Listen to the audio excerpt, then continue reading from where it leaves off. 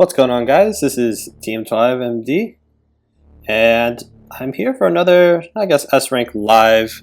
It's been months since I've posted a Duelyst video, and a little bit, I'd like to apologize a little bit for that, but not really too big of a concern for me since I just really haven't been in the mood to recording. It wouldn't make much sense for me to record since about 60% of my games have been against Wanderer, and even though I do maintain like a 95% win rate against Wanderer, it's just really not fun for me to play. So I've been kind of limited on how much Duelyst I've been playing over the months. But yeah, past couple months I've been hitting like top 3, maybe because I'm just playing the decks I like to play. Like last month I just played Build Mar to S rank 3, that was fun. And then before that, Fault Xerix to S rank 1. And now I think I found a new deck for this month that's been doing pretty well. It's a Tempo Faie list. I went 15-1 upon hitting S, so I think it's pretty decent. It does pretty well against Wanderer. I'll showcase some games against that. But first, let's take a look at the deck. It's pretty straightforward. It's something I've run before, just changed up a little bit of the cards. And obviously some of the cards in this deck have been nerfed, but they still function pretty well regardless. And that would be Aspect of Shimzar, nerfed to 3 mana, and Thunderhorn nerfed from 5 HP to 4 HP. And EMP nerfed from 9/9 to 7/7, but nonetheless, they still function as very powerful cards. So yeah, let's take a look at the deck. Our early game pretty much consists of trying to maintain tempo with Primus Fist, Harsh Sister, Cryptographer, and Bloodshot Alchemist. We also have some sustain with Azure Herald. It's pretty decent. You can even do some cheeky plays if you manage to create distance, like in late game, like 7, 8, 9 mana. You're on opposite sides of the board, and you just need a little bit of health to keep yourself going. You can do like Azure Herald, Hailstone Prison, Azure Herald, that's heals for 6. It's not as good as Azure Herald Sandswell Reader, Azure Herald. Granted, that costs more mana, but at least you get a sand tile out of it, so it's get some value there. But nonetheless, you can still try and heal yourself that way. Aspect of Shimzar is pretty much just there for Thunderhorn combos, so that I have 3 copies of each for that, just for that combo. It's nice to have in a nice little board clear. Still works against Wanderer, even though the battle pet gets buffed. So I know I played a game against a Wanderer and ended up winning it. The Thunderhorn was still able to clear, even though the battle pet was able to trade with Thunderhorn. It had 4 attack. It was fine because on a neutral board state, Faye should win. Just with Warbird at that late game, because that's a 7 mana combo now. Should be able to win that late game if you create distance against Wanderer, and that's pretty much what I did. So you may notice originally I have featured this deck, and I used to have Purgatos in here. And I did try that out in the first game, and I ended up losing it, and I was like, maybe it's not Purgatos' time to shine, because Purgatos did pretty well with Aspect of Shimzar. It was like a pseudo Thunderhorn. But again, now that it's a 7 mana play, it's not as strong as you would think. So I ended up cutting that, added in some the Tigress, Sensitive Paragon, and some Free Blades over Malicious Wisp. And I think the client died, so I'll just cut back into that. So I don't remember the last time my client crashed, but I guess it's kind of faulting now, especially with all the snags. But anyways, the deck used to have Moonlit Basilisk back when Songhai was a little popular, some Spellhai, some Mantras. But now I found that the tempo for Free Blade is pretty good, especially when going second. If they try and ramp into their 4 mana play, you can deny that, right? But if you go second, so they'll take the tile with their 2-drop. Free Blade will switch places, and they can no longer play that 4 mana play. So that's a little bit of denial right there. And then we also have that late game spam of Warbird with Cryptographer and Bloodbound Mentor. It's pretty good in closing out games. The Tigers here, this used to be Dancing Blades. I found that Dancing Blades, though nice, a lot of people are running Sunset Paragon now.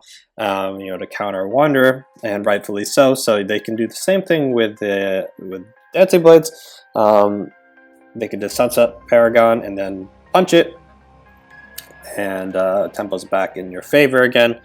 And plus now we get to develop a backline threat, along with periodically spawning 2/1 cubs with Rush. I think that's a little bit more value, and I'll showcase a couple games in which they did put in a little bit of work. Lastly, EMP. It's Mass Dispel. It's nice. It's good against Vath. That's why I have it. It's also good against Zaran. Otherwise, I wouldn't have much of an answer to those two factions. Both of those factions, or those archetypes rather, are unfavorable for this deck. So, yeah. And obviously, our draw is Spelljammer. It's fantastic. That's an auto-include, something that you want to play on 4 mana more than Thunderhorn. And on-curve Thunderhorn is not as strong as you'd like it to be, but still decent nonetheless if you cannot play your Spelljammer on 4. Hand management is key to this deck, since the only draw we have in the game is Mentor and Spelljammer.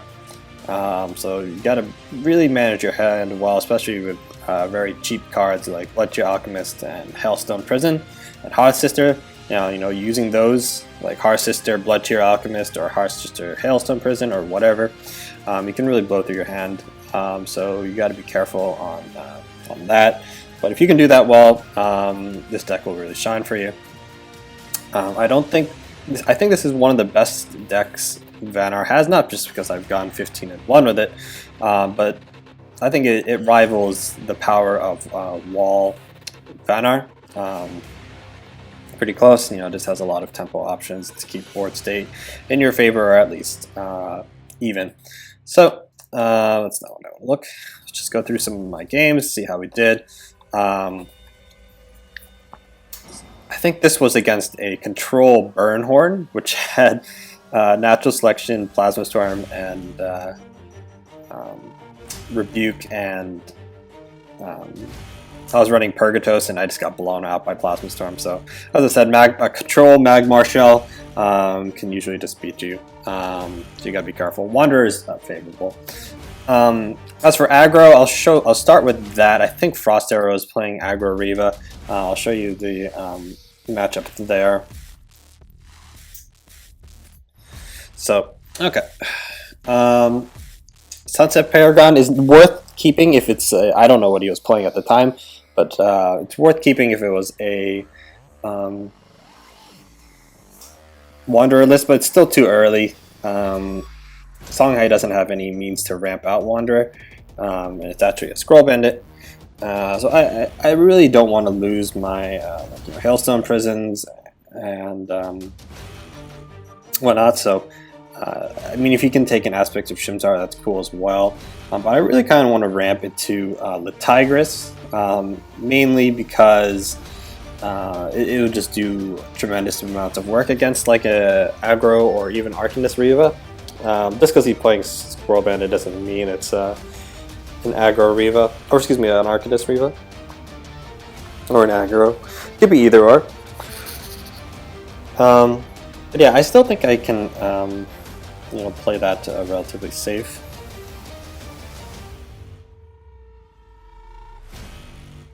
Goes for Inner Focus again. I'm not sure if I necessarily agree with that line of play. Like, yeah, he got 4 damage in, he was able to steal, but he could have cleared my board, which I think would have been a little bit better, because he did deny me the 5 mana play.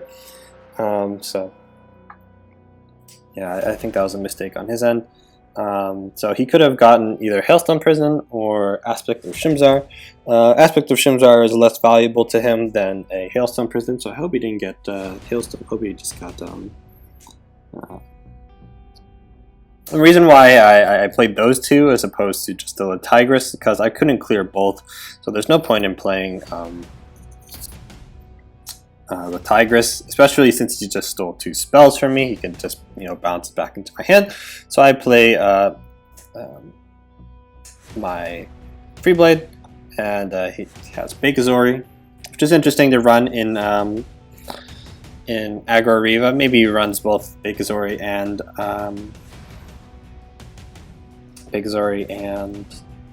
Spelljammer as a draw engine. Makes sense. Especially he's running something like Inner Focus in his list. So right now, I would just rather play Spelljammer, get my hand high, and just clear this Bigazori before it gets any more value. So, and obviously I want to play around Miss Dragon Steel, and I can't really play around Jux, but keeping my back to the wall means he can only use the Jux on minions, so I like that.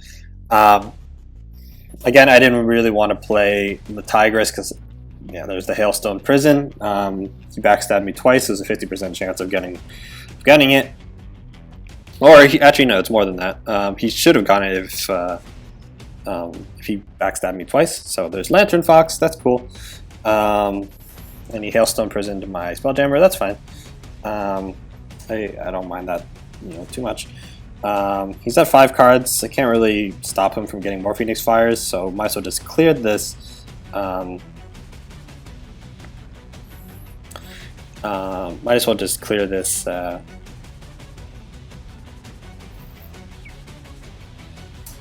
Lantern Fox while I can. Since I see aggro with the Inner Focus, it's unlikely that he has Tatsu, for like my Tigers, or even so he got one of each, which is to be expected. Better, I'd like to see that over over what's it called, 2 Hailstone Prisons, but that's actually a pretty good play on his part. Clears my stuff, but now that I've seen him use both of my spells, I think I'm pretty content with that.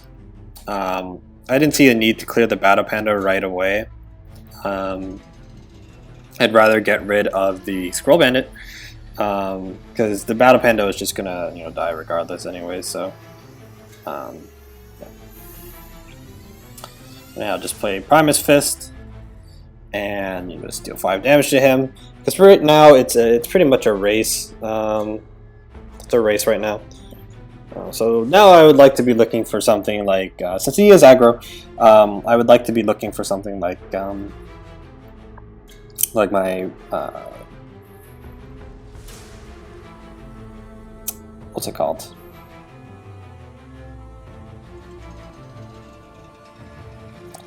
I want to look for Bloodbound Mentor. That would just close out games for me really quickly. Thunderhorn's not really that good, but I found the Bloodbound Mentor. It's pretty good. So right now I just might as well just try and go for the full board clear and then rush him down. Taking a lot of damage here. Took 3 because the Sunset Paragon will just kill myself. And I really don't want to risk him having like 2 killing edges or something. So yeah, and there's no point to playing the Cryptographer.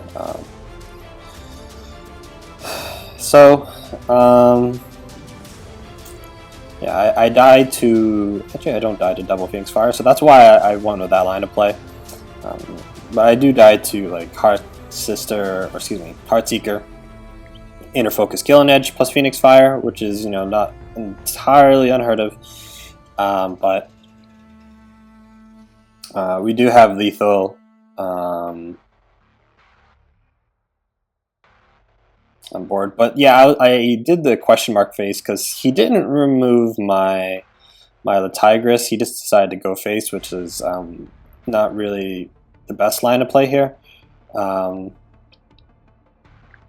So yeah, I just have lethal with Warbird and Cryptographers and whatnot, plus my my 2 damage from my Tigress. So surprised he went with that line of play instead of clearing by the Tigress. So he could have won here if he played optimally, but I think he misplayed quite a few times this game. Like the Inner Focus to just go for 4 damage twice on my face, as opposed to clearing my my Azure Herald and not and denying me the ramp. He didn't do that, so that allowed me to play 2 minions and clear like his big Azori and whatnot. So yeah, definitely a couple misplays on his end, but this deck does hold up against aggro pretty well. Aggro Riva is kind of a skill matchup. I don't think I drew any Bloodchi Alchemist that game, which would have definitely been helpful against the Heartseekers and whatnot. So yeah, moving on. I don't think any of these are really good games. Death Advocate is a great player, but he was playing Mechazor, and this deck has a lot of answers towards Mechazor, so that's how that game went. What was funny? Let's look at the Wanderer matchup. I think that's the most pertinent matchup. So going up against Jebby, playing Wanderer River. I really didn't know what he was playing. Going into it, again, same thought as last game. I have the Paragon in hand. I don't really need it right away, even if it is against Wanderer, but there's a Shiro Puppet Dragon, which is most likely a Wanderer list. You can just look at the hand size. Otherwise, I wouldn't say this is indicative of Wanderer, because there's an archetype that Winrate around called Control, or Dragal High, and it was like, pretty decent. So looks like he tried to ramp here, maybe play a 1-drop or just try and deny me ramp. So I thought it was just important to draw the Spelljammer. I'm okay with taking 5 here, so I can just play Spelljammer and just start hitting him. So yeah, it is Wanderer. He only has 1 Mist Dragon, 1 what's it called? Only 1 Bloodchi Alchemist, only 1 Juxtaposition, so there's a Celebrant, which means he won't be able to ramp into Wanderer this turn, because that's the only ramp in his deck. And he has the Bloodchi Alchemist, which is pretty okay. And he develops a Heartseeker, which I think is a little bit premature. But I definitely see the merit for it. Honestly, I probably would have just healed up. Given his board state, I probably would have healed the Duelyst back to 3 health, which means I can't kill it with something like Bloodchi Alchemist. But I have Sunset Paragon, which is pretty nice. We'll be able to clear most of his board, which I think is pretty okay. Do mill EMP, not that it's a huge impactful card for this matchup, because it's really not. So yeah, I think it's going pretty okay right now.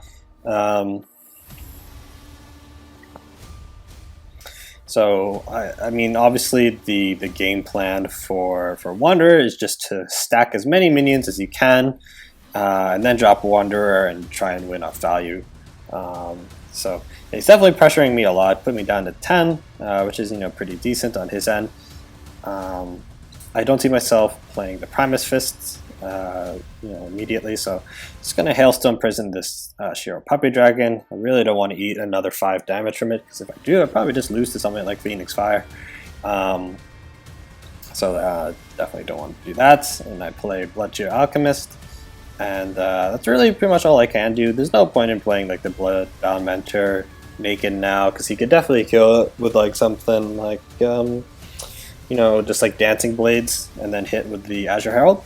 So there's no point in playing it if I can't get value from it, especially if I'm looking to win and close out this game. I do think he made the mistake of playing the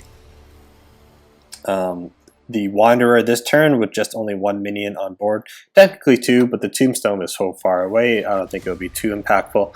My turn was just originally going to be just Sunset Paragon, maybe Hailstone Prison. I don't think it would be worth it. So probably just Sunset Paragon and Warbird. But I did draw the aspect of Shimzar, so that's the route I decided to go with. So we could do all right as long as it's not an Oni, Mind Cage Oni, not Mind Cage Oni. I think it's just called Oni, the 1/1 with Force Field. But it's Atri Ion, which is okay. And he already used his Blood Tier Alchemist, meaning that the chances of this surviving is pretty likely, unless he draws something like Maw, or I don't know if they run Frostbone Naga. It's pretty decent there. So he did reveal Killing Edge already, so that's one less thing he has. But he could also have, he did mill Tuskboar, and I did take notice of that. So a lot of his burst is gone. So I would like to Hailstone that, because we can just mill it, which is good. And I decided just to go face and play Sunset Paragon, because he could do something like Ethereal Blades and Phoenix Fire, which he hasn't revealed yet, and that would be lethal. Because the +1 attack from the Wanderer buff on the Heartseeker makes that exact lethal, so I wanted to play around that.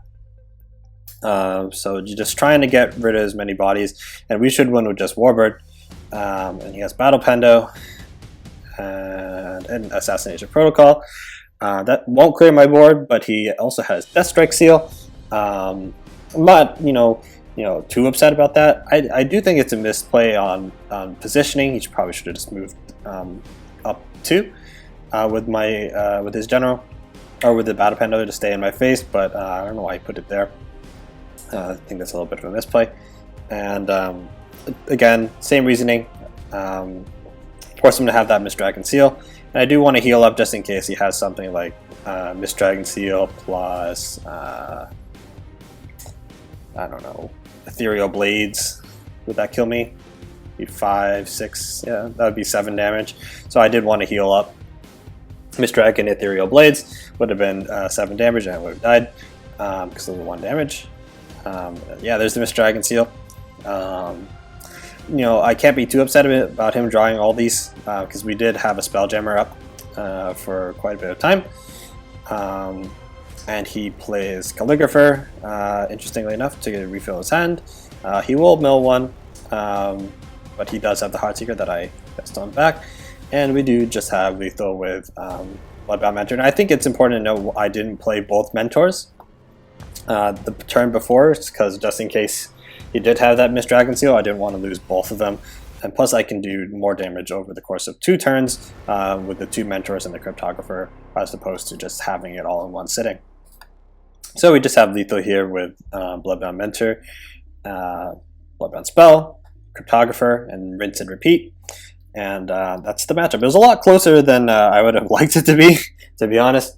I think Wanderer Riva is a little bit more difficult than Wanderer Ragnara. Ragnara is a lot easier to deal with, in my opinion, than Riva because of the range. Sometimes we might not just be able to answer.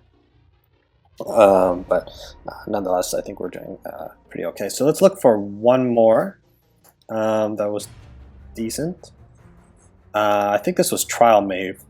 This deck does pretty well against Trial Mave because you do have things like Hailstone Prison, which you can use early against their Sarlacc or Gore, meaning they'll mill it because that'll probably be the only card they play. Unlikely, it's not recommended to play Darkfire Sack if you go second and play something like Sarlacc. I don't really see a need to play Darkfire Sack super early, like turn 1. I think that's just a waste of my Darkfire. I'd rather use it once I'm getting close to the completion of the trial, like 4 or 5, so I can get a 4-mana Zor out and play some other things. So I'm not a big fan of early Darkfire Sack. So do replace Cryptographer. It's at least valuable here. And I think I just want to develop the Freeblade as opposed to just like Cryptographer, Hailstone Prison, and just sending that back to his hand, because he can always just play like something like Sarlacc or Gore and just use his Bloodbound spell. So there's no point in wasting it.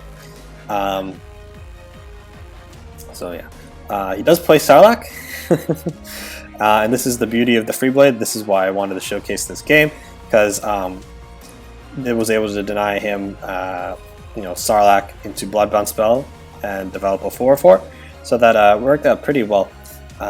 Sunset Paragon is not very useful in this matchup at all, so we just decided to replace that. So very happy with that, how that turned out. We're doing pretty okay. do want to deny the mana tile, so I'll just play Spelljammer. Oh, I don't play Spelljammer. Oh no, I play Free Blade and mill the Sarlacc. So tempo is very highly in our favor, and you know, he needs something like Gore or another Sarlacc to start getting things going. He's at 0 out of 6, so he's doing pretty okay. Blistering Scorn's an interesting addition in Trial Mave. I definitely can see it working, especially with all those 1/1s, and the ping is always nice. So. Do play the Tigress. This is why I like it. See, Dancing Blades would have achieved the same thing, but you know, it's a 4/6 and it's going to be in his face, but this can regularly deal 2 damage and potentially more cubs. So I would like to, you know, try and showcase the Tigress, and I think that was a pretty good showcase of the Tigress right here. So he does have Gore, which is, you know, it's whatever, I guess. He's taking a lot of damage. He's starting to get his trial going. I mean, it's already 5 mana, and that's like the only trial he got, so it's whatever. It's interesting that he played Alswin Loremaster just to get another Malice. I don't think it's worth healing. So, and what do I play now? I think I just start to go face. I think I just play Spelljammer. The Cryptography. Okay, I see why I did there. I just want to get as much damage in, so that's why I went that route. Because we leave him at 7, we're pressuring him a lot. We healed up ourselves, and pretty much everything is out of range of his husk. So that spawn right there, I don't know if I necessarily agree of putting it, you know, taking the tile. I would have played it like, you know, somewhere around here for it to be a little bit more relevant. But he has Ritual Banishing, to be expected. And he plays Malice again, which is interesting. And I think this is a demonic, not a demonic, a double Aphotic Drain, which kind of sucks, but you know, what are you going to do? I think that's just okay for us.